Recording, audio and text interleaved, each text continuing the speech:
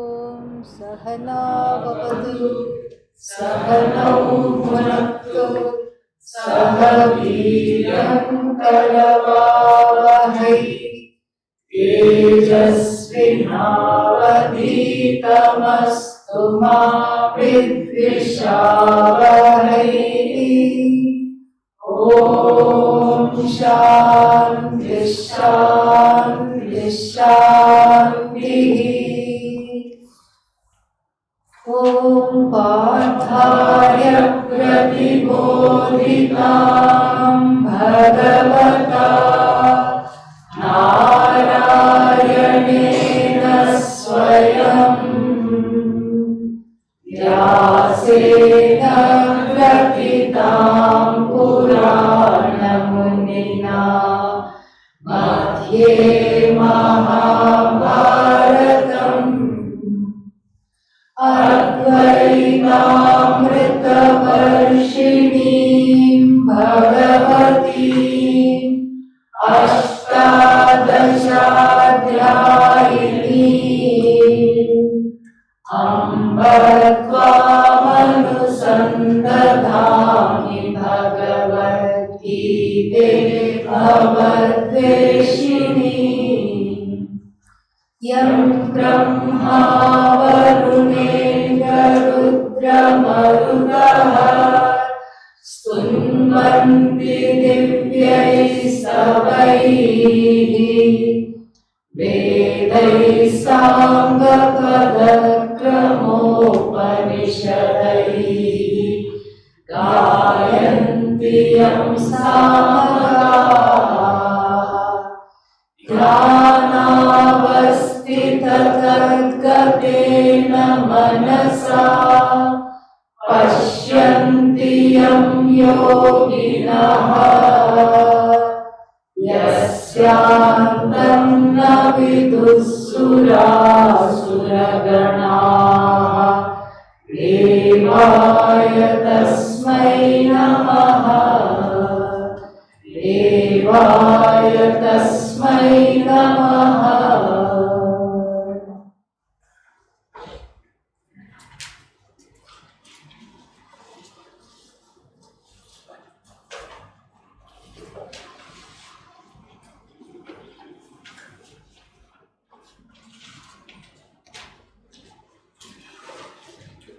Karma Yoga is going to be defined a little bit later.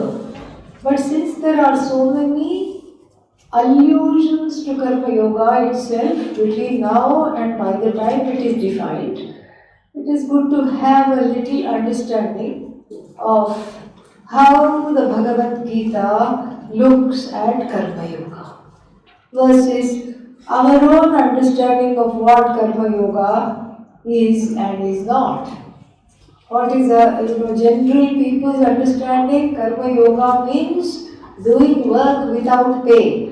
This is not the Bhagavad Gita's definition. Going to the ashram and doing work without pay, Karma Yoga, that is not, that is also not the definition given by Bhagavan in the second chapter and elsewhere of the Bhagavad Gita. Then the second kind of a popular notion. First notion is what? Work without pay. Either at an ashram or at some charitable institution, wherever, doing work without pay. Then the second popular notion is that leading an ethical life. So, if I have a dharmic life, I am doing what I am supposed to do. And then I am not doing what I am not supposed to do.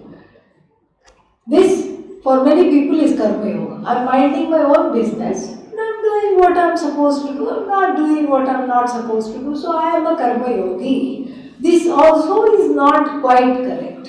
These two popular notions, which is there in the society, in the community, especially in India, also abroad, because Karma Yoga has gone abroad as well, just like yoga. Yoga has gone abroad, and then Karma Yoga has also gone abroad, and then this is generally the the ideas about Karma Yoga, and while they kind of touch upon this and the definition, they don't quite get it, and then we'll see how and why.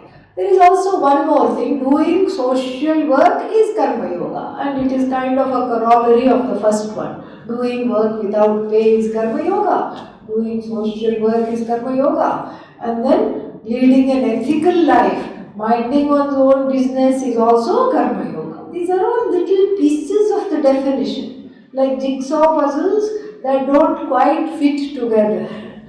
And so, let us see very systematically what Karma Yoga is. So, Karma Yoga is not action at all. It is, in fact, the first thing we have to know is that it's the attitude with which the action is performed.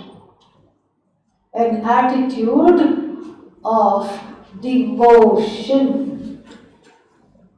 An attitude of being ready to sacrifice whatever it takes. And then, for this, and so therefore, now this leads us to number 2. Number 2 is Karma Yoga. Karma Yoga is the attitude with which I do actions for the sake of Antahkarana Shuddhi. Inner cleansing, the heart and the mind. Antahkaranam. Karana means what? Means. Karana is instrument. Antah, that which is the inner instrument. Cleansing the heart and mind, etc. And then the next point, Karma Yoga has nothing to do with following one's desires, raga and dvesha. It's not connected to the fulfillment of one's desire, because it is not phala oriented, it's not result oriented. That's a very important point. Karma Yoga is not result oriented. It is action, it's the attitude with which the action is done. Usually when we do something, it is for the sake of results. The results can make us happy, and so in anticipation of the results, one does something in a lot of happiness. This is regular action. But here, the result is not important. The result of that action is not important. What is important is that I do it without, after hanging on the hook, raga and dvesha like a coat. All my preferences, my passions, my prejudices, I love this, I hate this, I hang it up. When you come in the house, outside you may need raincoat, it's raining, or if it is cold, you have a coat on. When you come in, what do? You take it off and hang it up. This is exactly how the regular motivators, such as strong preferences, I really want this to happen or I don't want this to happen, both of those are hung up in Karma Yoga. There is no place for raga dvesha, because that karma is done for a totally different reason.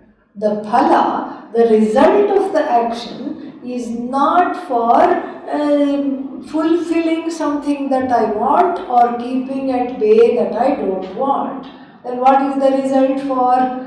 For becoming a person that is ready for this knowledge. So the next point, a karma yogi is a mumukshu and a jignasu. Mumukshu, seeker of freedom. But everybody is a seeker of freedom. Even the one who sits in the movie theater, he is a seeker of freedom. Got sick of sitting in the house, felt bound.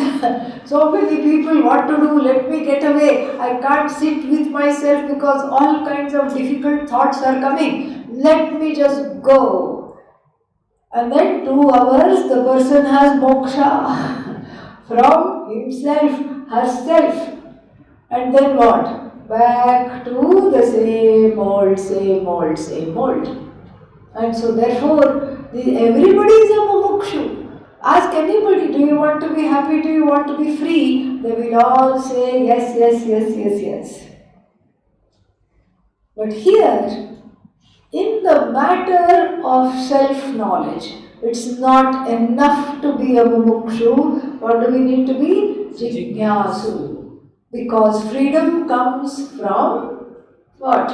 Freedom comes from knowledge. The notion of bondage comes from ignorance, and that notion has to be dismissed. So the notion of bondage comes from ignorance, and so what is the antidote for ignorance? Knowledge. The ignorance is centered on the I, and so the knowledge is called self-knowledge. So, there is no karma yogi without being a mumukshu who has turned herself, himself into jignasu. Next point, there is no karma yoga without taking help of Ishvara, without Ishvara being front and center in this decision to do karma yoga. Next point. How? How is this the case? Very easy. Because I want to know, what does the Shastra say? You are akarta. We are seeing that in the Tattva Bodha. Your nature is non-doer. Now I am doing. How to understand that I am a non-doer? You bring in Ishvara. Catch hold of Ishvara and make Ishvara sit down and say, you be the doer. You be the proxy doer. I am not the doer. Bhagavan is the doer. This is a very important, a crucial aspect of Karma Yoga. Without Ishvara, there is no Karma Yoga. That's why the fellow who said, I am just leading an ethical life, I know dharma, I know adharma, I am following dharma, I am not following adharma. That person cannot strictly be taken to be a karma yogi because there is no Ishvara. Awareness of Ishvara has to be there for karma yoga to be called as such. Because Ishvara is dragged in as the proxy doer.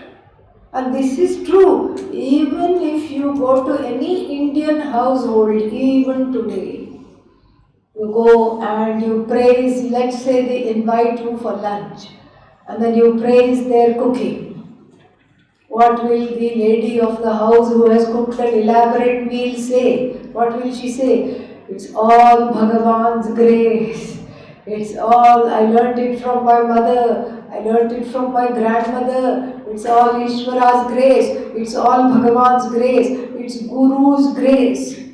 This is how you bring in Bhagavan. And so, the action itself you bring in Bhagavan. Take anything. Whether it is cooking or driving or doing whatever one does. If you go to any of the shops, as soon as they are open in India, what is the shopkeeper doing? Puja. There will be some small photos and then he will exchange the garland, he or she. Sometimes it's the husband and wife both doing together. It's so beautiful to see. And they are putting the garlands and a simple puja, little incense, one arati, and then they will say, okay, what do you need? This is what they will say. So that means what? Ishvara is being brought into the life. I am about to sell all these things. I want the day to be successful. All these things need to be sold. And let me make a profit. Let today be a good day. Even if it rains, let people come and buy from me. This is the thing. So, one is aware in Karma Yoga that one is not in charge. Ishvara is the proxy doer. Next point. I have lost the number. I don't know which number it is. Huh? This one is 6 or this one is 7? 6. Sixth point. So if Ishvara is the doer, then the results of action come from who? Ishvara. No brainer, this one is. Results of action come from Ishvara, and whatever comes from Ishvara is called prasada. No translation. Prasada, you can say that. No translation. At the most you can say glad acceptance. Glad acceptance is prasada of whatever there is. It's easier said than done, I tell you. Laddu. Laddu means ball of calories. So laddu comes in the hand, gladly I accept. Yippee, yay. And then what? Monkey comes. When laddu comes, glad acceptance. When monkey comes, what's wrong with you? Why are you here? What did I do? I didn't do anything. Still you are after me. This is the thing. So therefore, we have to see that there is this is what is called prasada buddhi. And attitude, buddhi means here attitude. An attitude of glad acceptance. This is something cultivated. It does not come overnight. Slowly you cultivate it. Difficult things happen and the karma phala causes sorrow. You can cry while saying, but it's still prasada. You can say prasada or you can say prasada. Either way, it is acceptance. So the karma phala comes from Bhagavan. Karma is attributed to Bhagavan, karma phala comes from Bhagavan, and the only thing that one wants from the karma phala is what is called emotional growth. What is this emotional growth? Physical growth, I know. It happens without even wanting. Without even you knowing, the child grows up, goes through the 6 stages we have talked about earlier. 6 stages of growth. For it to happen, what do you have to do? Nothing. You don't even have to sit and wait. It happens. It's happening even now. Even now one is simply sitting, aging is taking place. Okay, and so aging is taking place slowly, but aging is taking place. And so you don't have to do anything for the first kind of life cycle, growth cycle.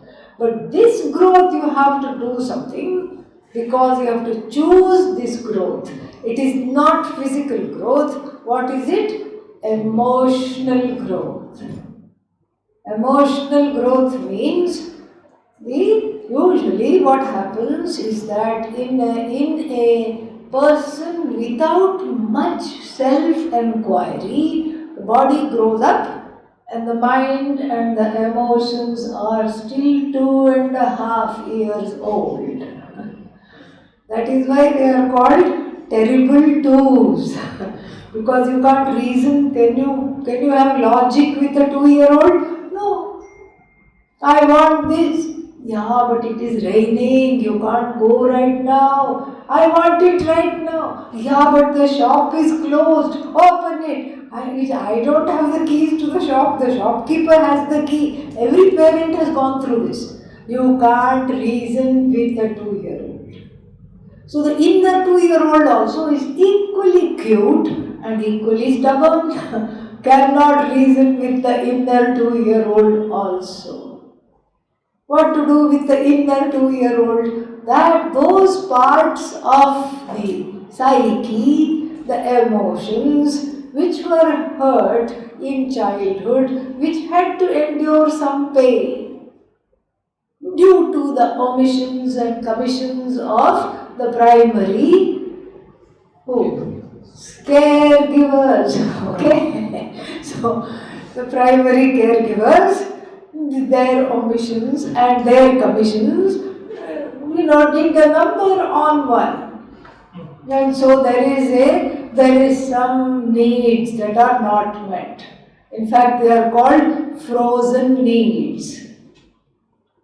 It's like at age 2, the elder brother or sister snatched away the child's balloon, and still the fellow is crying for the balloon.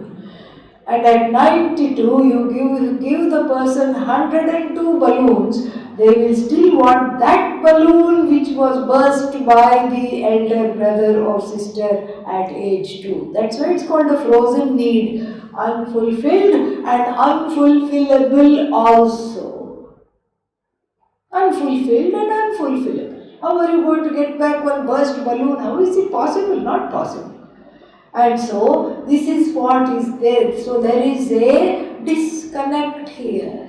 Body is all grown up and is pretending to be an adult and then goes about the life, does the job, brings home a paycheck, gets married, has his or her own children, raises a family.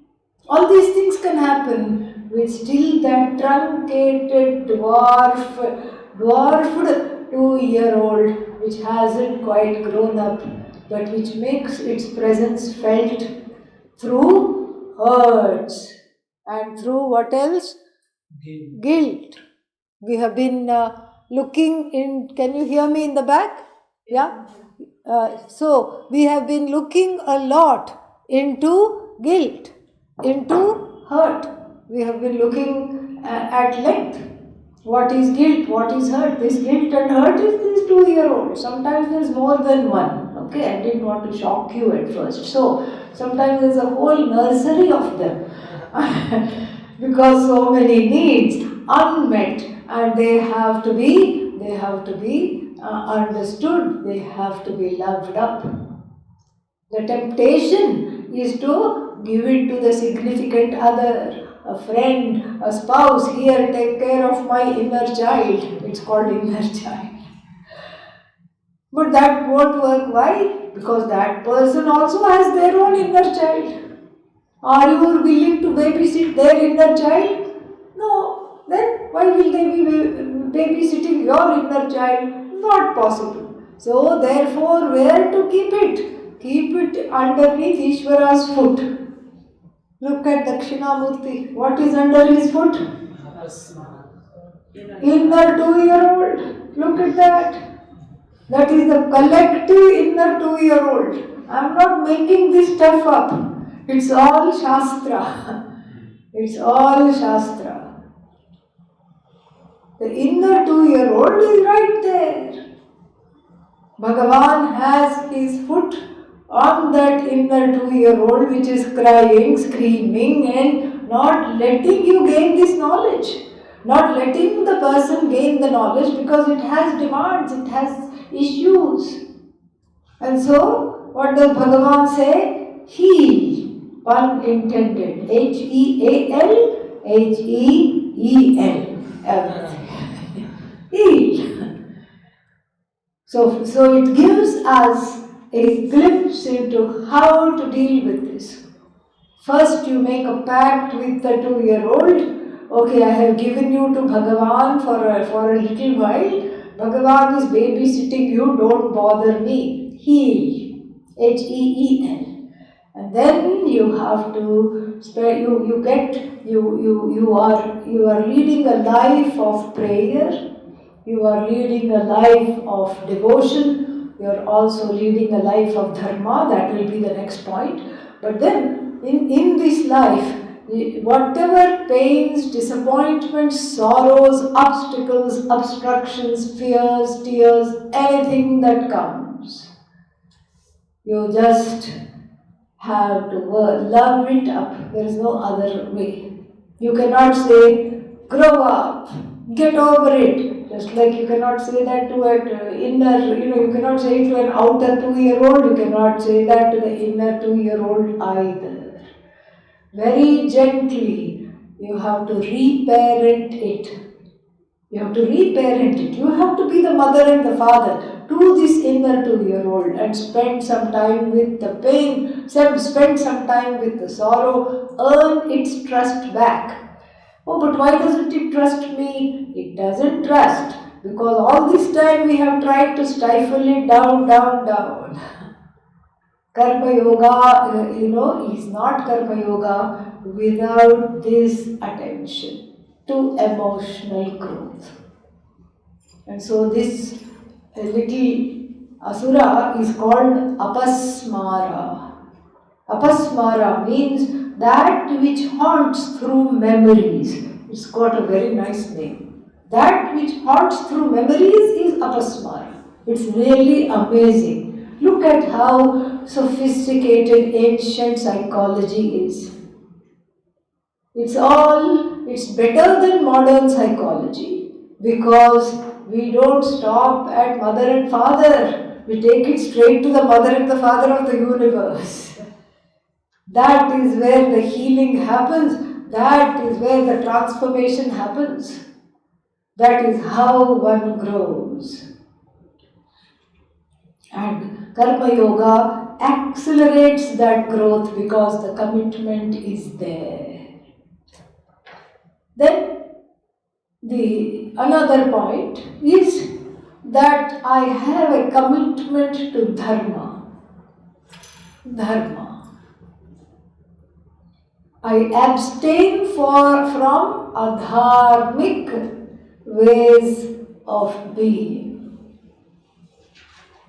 What is not to be done? I do not do. What is to be done alone is done.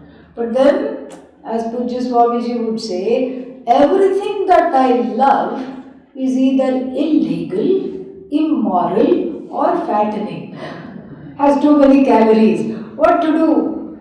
This is where the growth takes place. I want all this, but I can't have this.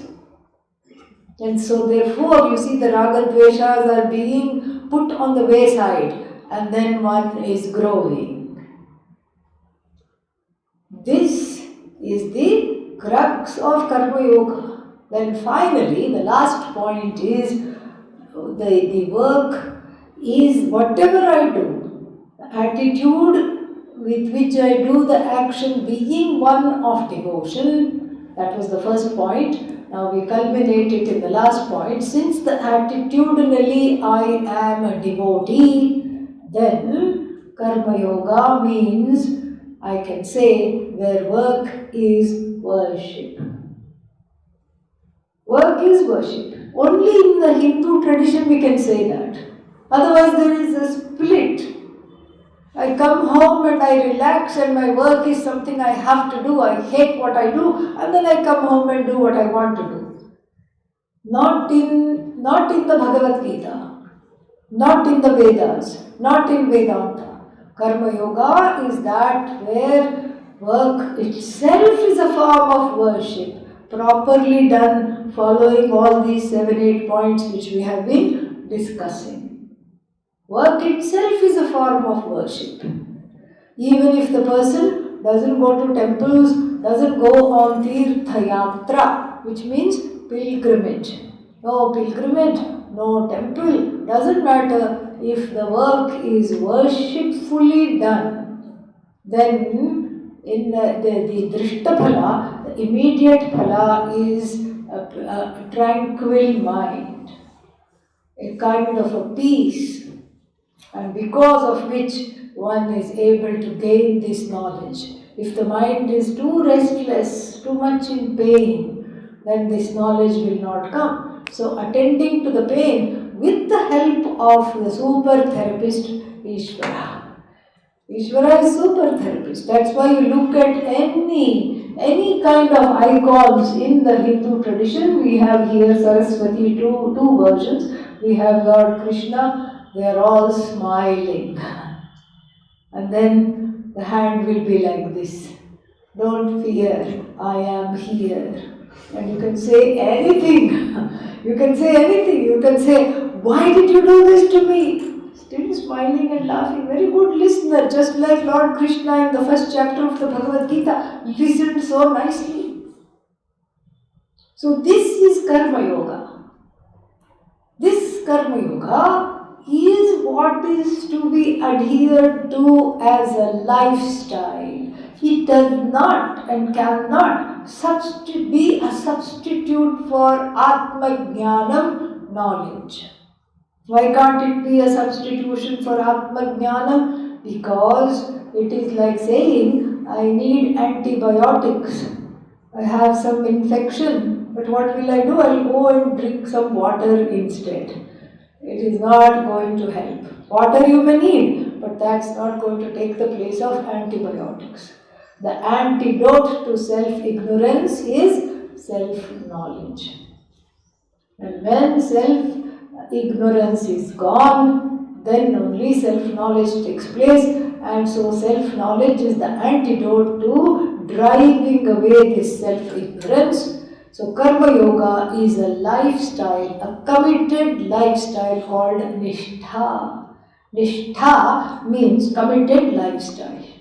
A committed lifestyle, Nishtha, is what the blessing of Karma Yoga gives.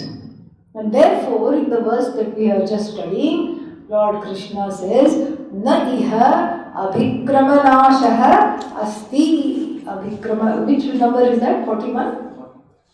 41? Yeah. Yeah. Neha bhikramanashosti. Neha bhikramanashosti. Pratyavayo na vidyate. Pratyavayo na vidyate. Swalpamapyasya dharmasya. Swalpamapyasya dharmasya.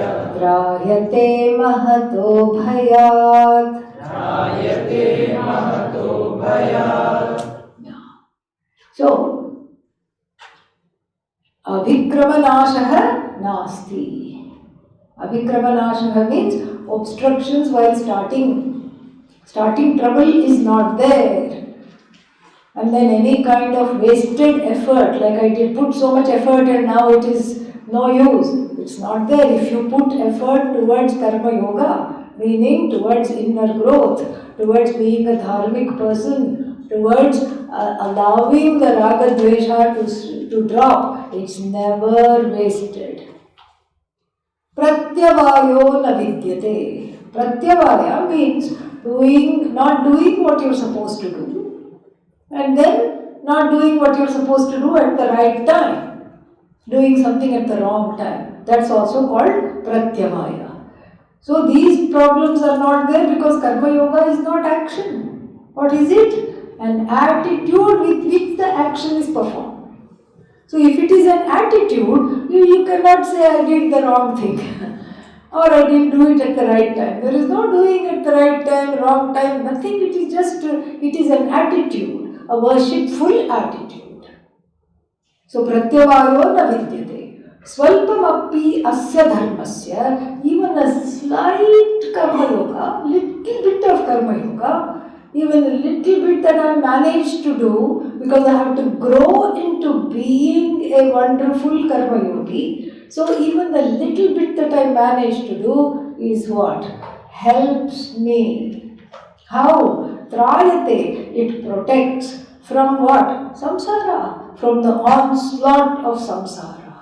It protects from the onslaught of samsara, even the slightest bit. Trayate mahato bhayat, and from great fear also it protects. How does it protect? Because I have Bhagavan surrounding me and I am doing the work as an expression of my worship. And the same thing is going to be told in the 46th verse of the 18th chapter. Siddhim vindati manavaha, the person gains success. Success here is freedom from raga dveshas. That is the success. It's not getting a job as a corporate CEO or something like that. That is not success here. Success means that getting the being a person free of raga dvesha, strong raga and dvesha. So how does the person gain success? Siddhim vindati manavaha. How does the person gain success? It says, Swakarmana tam abhyarchya. So you saw on Guru Purnima day, and you see also in the temple and in the Adhishthana, in the Samadhi Mandir, the 108 names of Lord Shiva are chanted. And then what do? What does the priest do? Om Shivaya Namaha, Om Maheshwaraya Namaha. Like this, 108 times some flowers are put. Here, the worship is doing what I am supposed to do. That is a flower at the feet of the Lord. I worship with my work.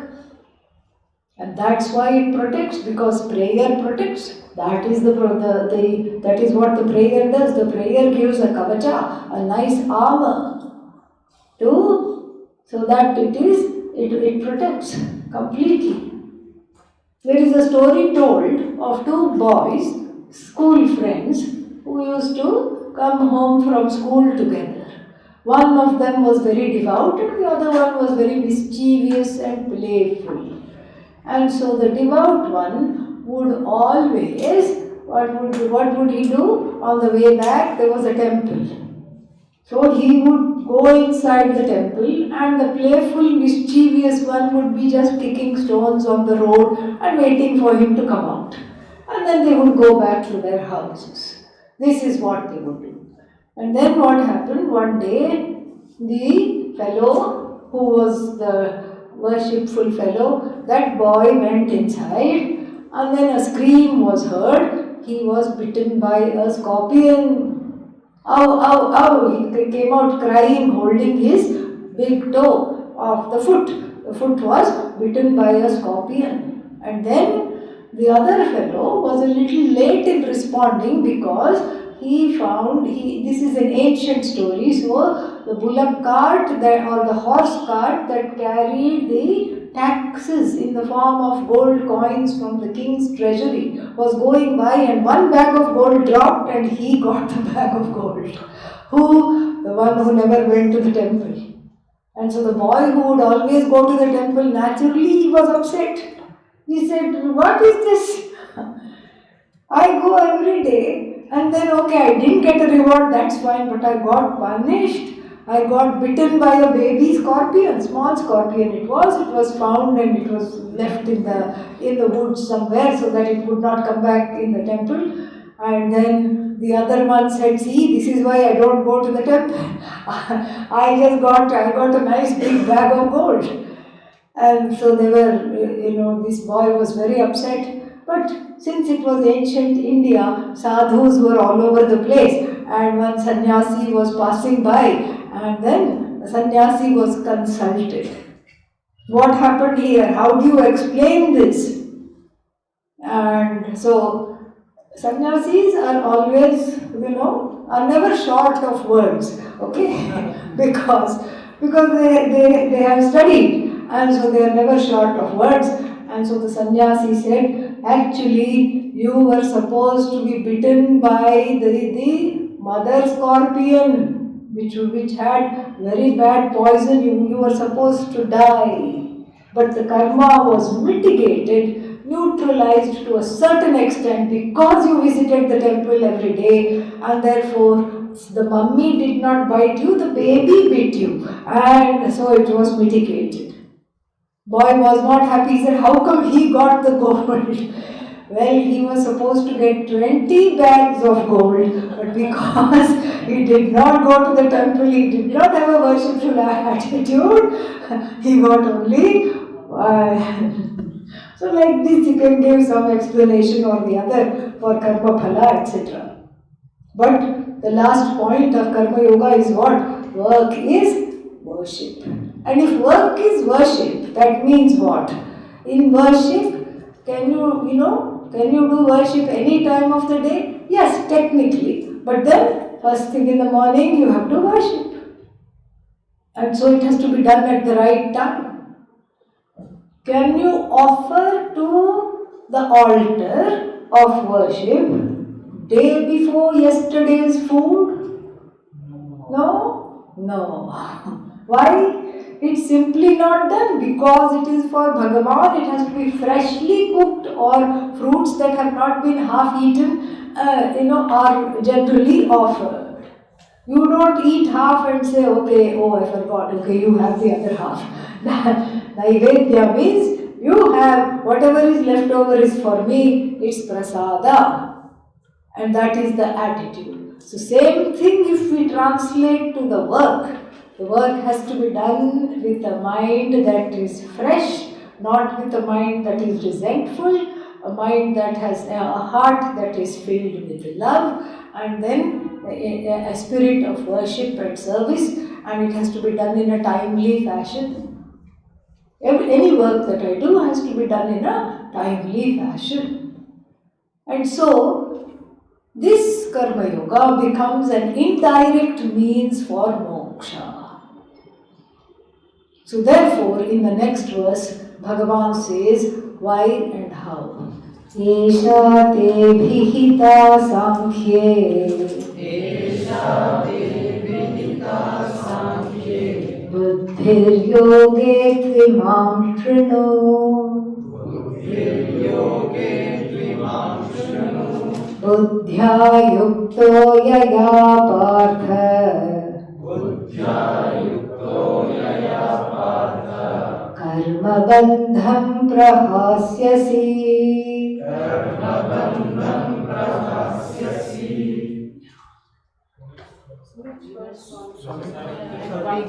I skipped one. You might be chapter one behind previous 39. Doesn't matter. I want to explain this. Yeah.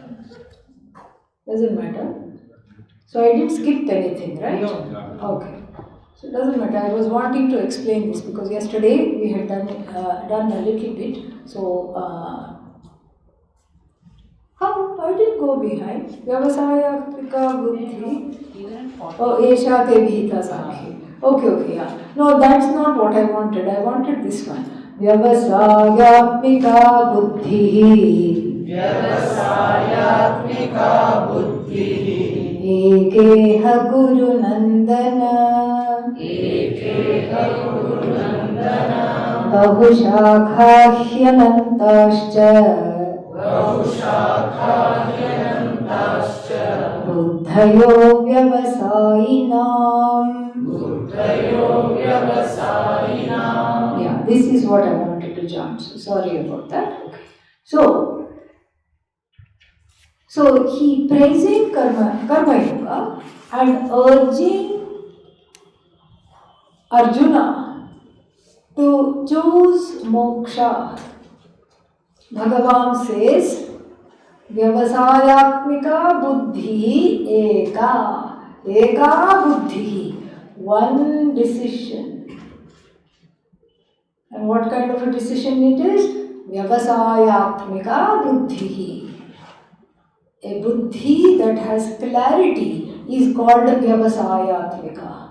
Clarity and ascertainment that follows the clarity.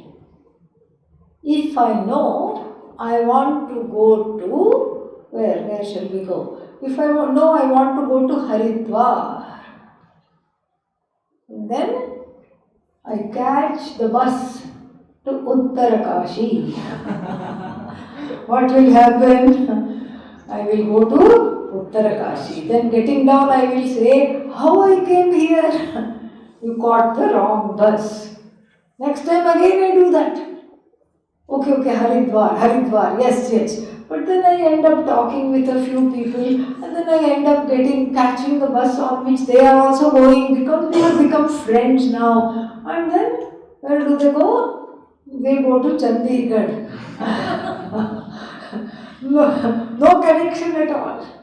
And then I say, oh no, how come I am here? No, this is not correct. I want to go to Haridwar. And then again the same thing happens. This is the story of our lives up to now. This is exactly the story of our lives. Wrong bus, missed opportunities to study, and wrong decisions, non-clarity. Everything, all the priorities are like what you eat at night. What is it that they give at night? Khichdi, mixed mixture of rice, dal, vegetables, everything, spices, everything. Khichdi is nice on the plate and in the stomach, never in the head. Okay? If this mishmash is in the head, then what happens to one's priorities? Gone. Missed. This is what happens. And that is why this verse is very important. This has to be understood properly. Nishchayatmika buddhihi eka iha. Make this single pointed and one pointed decision. Make that decision now. What is the decision? Moksha. What else is the decision? Moksha becomes clear when I know what moksha is. If what moksha is not known, it doesn't become clear.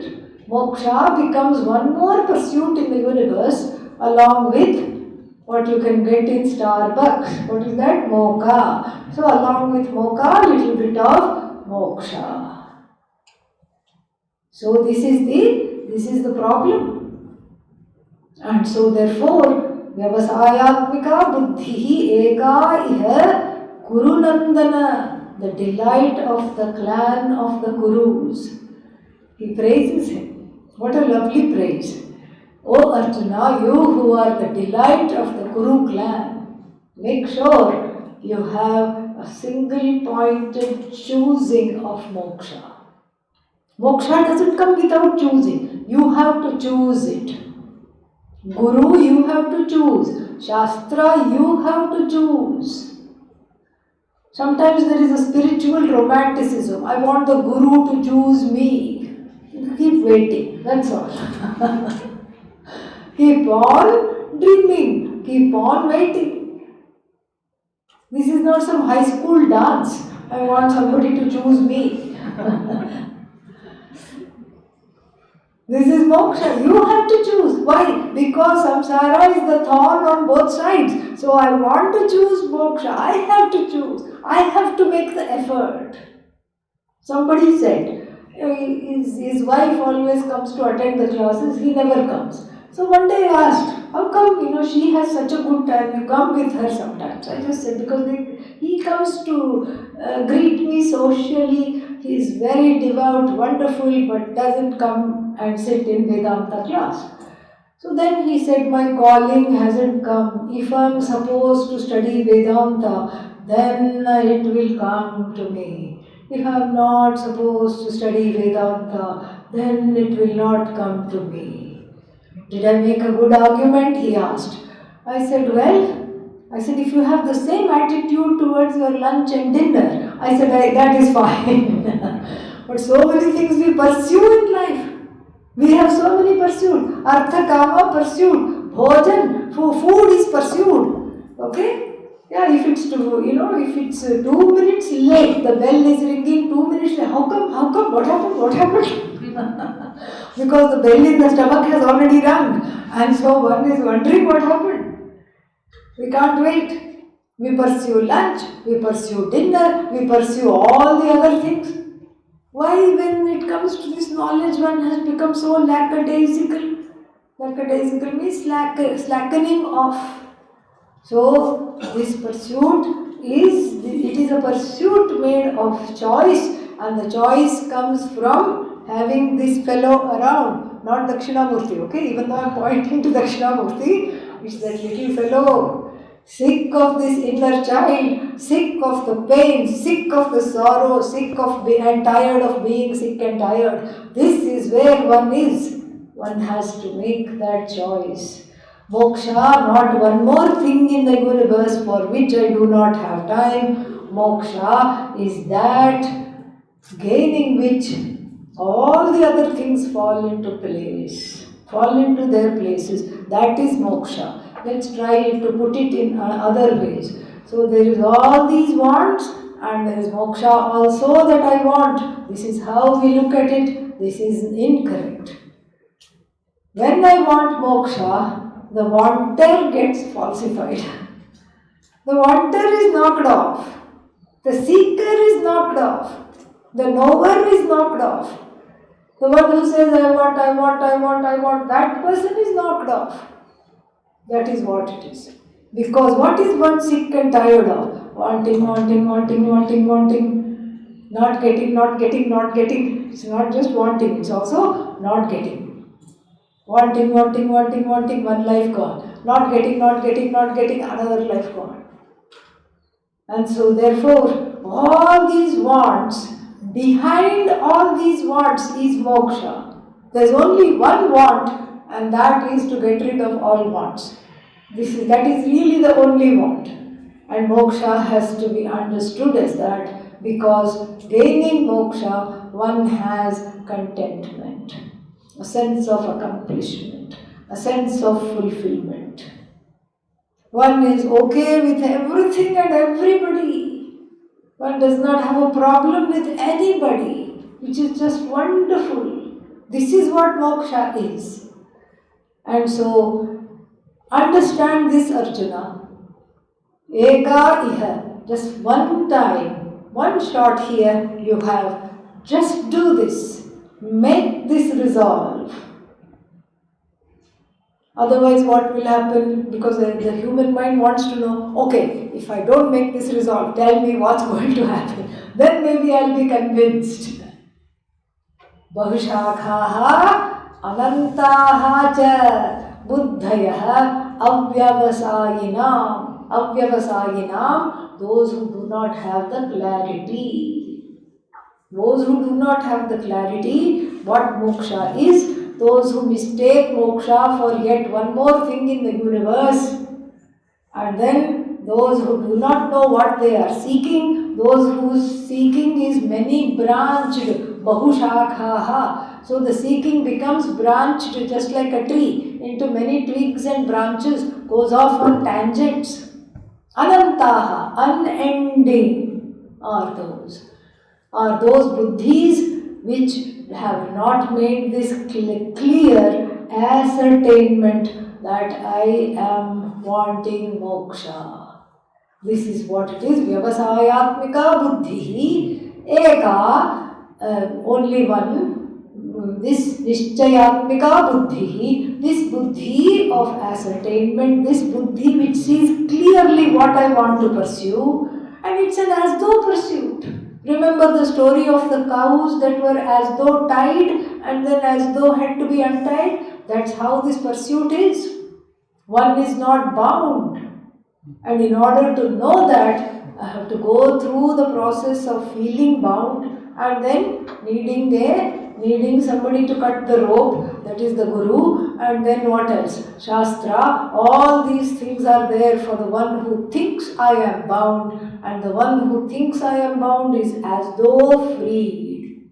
This is what is moksha. But still I don't know that. That's why I have to go through the steps. I have to go through these as though steps.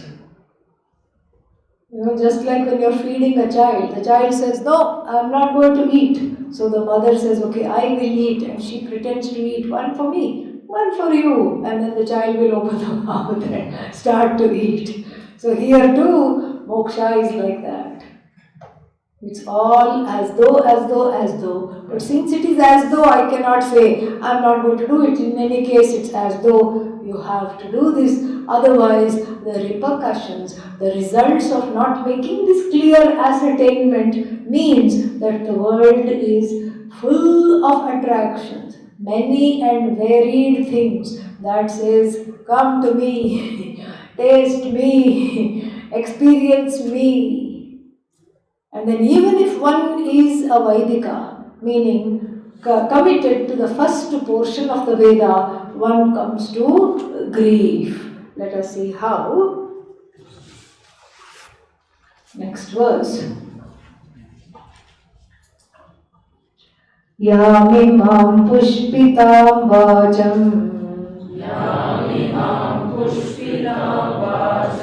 pravadantya vipashchitaha vedavadaratav partha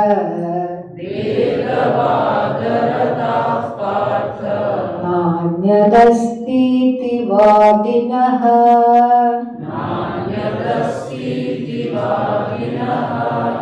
कामात्मानः स्वर्गपराः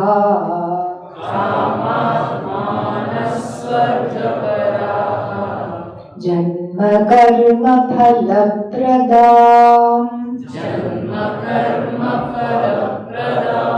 क्रिया विशेष बहुलाम् भोगैश्वर्य गतिं प्रति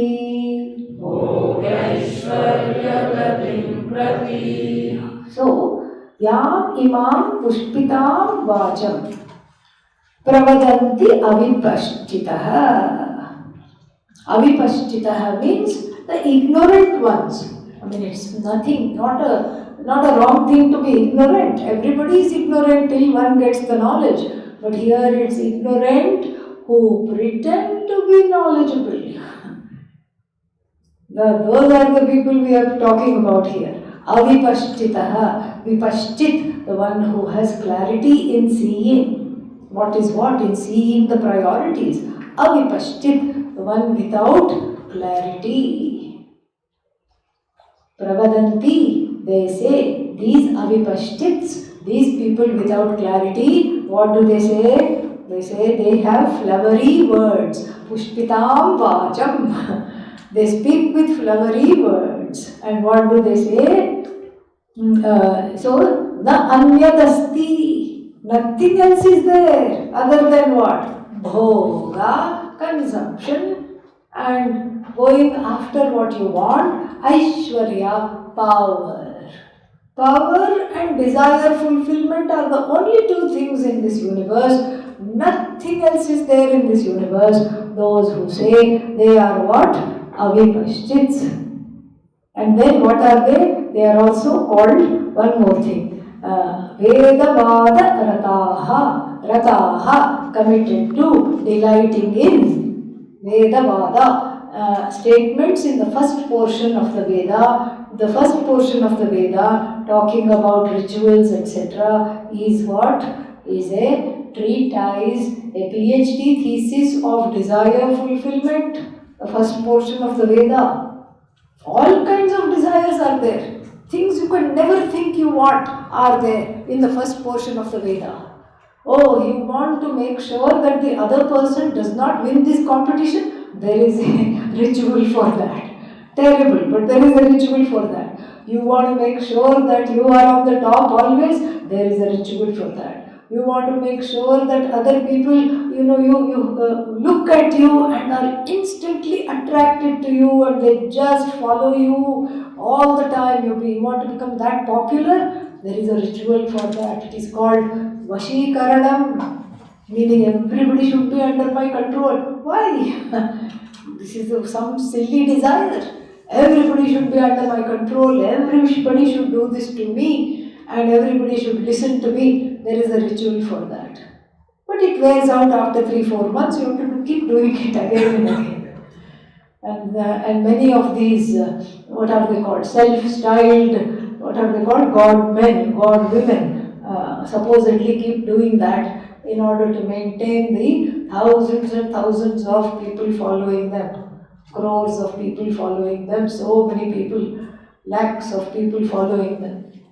Hundreds of thousands of people. If you want to be followed, you have to do this Vashikarana mantra, like all these Vashikarana, all these rituals. These people think that's all life is. You just have to have bhoga, you just have to eat whatever you want, drink whatever you want. Come on, the Veda is saying you can do this and you are doing it ethically. And so what is the problem? I am doing the rituals, you also come do the rituals, you will be also popular. Maybe not as popular as me, but you will also be popular. They will say like this. They will talk like this. And then they will say they are also kamatmanaha. Means their whole incarnation is just of, they are dipped in desire. They are desires embodied. Swargaparaha means they are headed to heaven. They just want heaven, they don't want moksha. And Kriya Vishesha Bahula means all kinds of rituals they are busy doing. One ritual finishes, no longer one ritual finishes, another ritual they start. one finishes, another starts, one finishes, another starts. This is what is their problem. And so they just want bhoga. They want to fulfill the desires, that is bhoga. They want to experience things, that is bhoga. And then Aishwarya, they want status and power. Moksha doesn't give you status and power. Moksha makes you never want those again. And the kind of power moksha gives, nothing else gives.